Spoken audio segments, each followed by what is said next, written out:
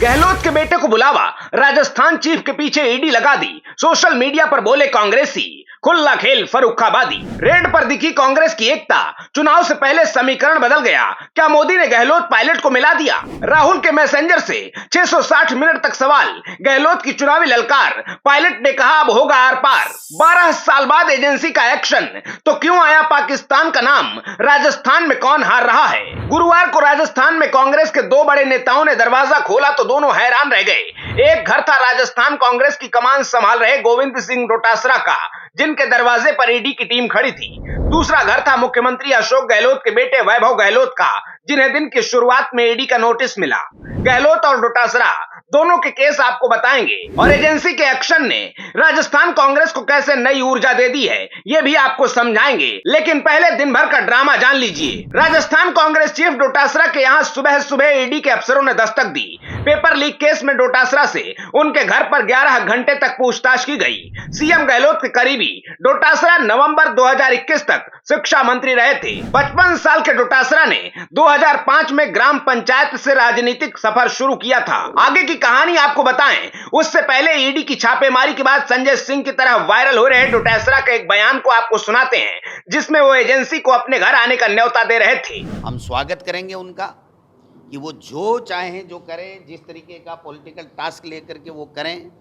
कोई यहाँ डरने वाला नहीं है, कोई घबराने वाला नहीं है। हमसे लड़ो ना, हमसे लड़ो, हमारी जांच कराओ। आप मुझे पकड़ के जाइए, डालिए जेल में। आप मुझे बुलाइए ना, ईडी वालों को कहिए मोदी जी मुझे बुलाइए, ये सारे कागज मैं लेके जाऊंगा। ईडी ने देर से ही सही, लेकिन ठीक चुनाव से पहले डोटासरा का न्योता मंजूर किया और मतदान से ठीक 1 महीने पहले दरवाजा खटखटा दिया।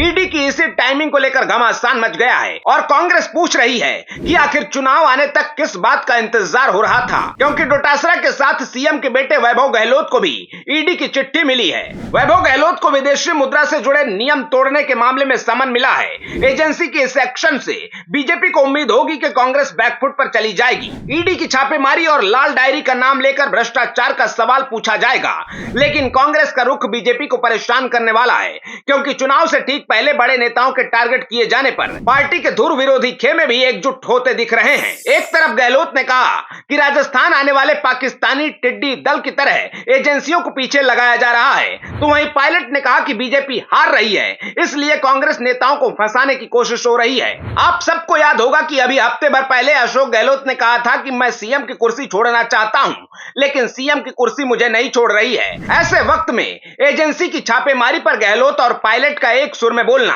बीजेपी को टेंशन देने वाला है। ऐसे में सवाल है कि क्या चुनाव से पहले राजस्थान कांग्रेस के नेताओं को एकजुट करने में हाईकमान कामयाब हो गया है, क्योंकि राजस्थान से जुड़ी एक मीटिंग में राहुल गांधी ने कहा था कि कुछ भी हो जाए हमें चुनाव साथ मिलकर लड़ना है। चुनाव में साथ रहेंगे तभी मुकाबला कर पाएंगे, जिम्मेदारी नतीजों के बाद तय हो जाएगी। ऐसे में क्या कांग्रेस ने चुनावी मुद्दों को लेकर एक साझा रणनीति तैयार कर ली है और चुनाव से पहले एजेंसियों का एक्शन क्या केंद्र के लिए सेल्फ गोल साबित हो जाएगा?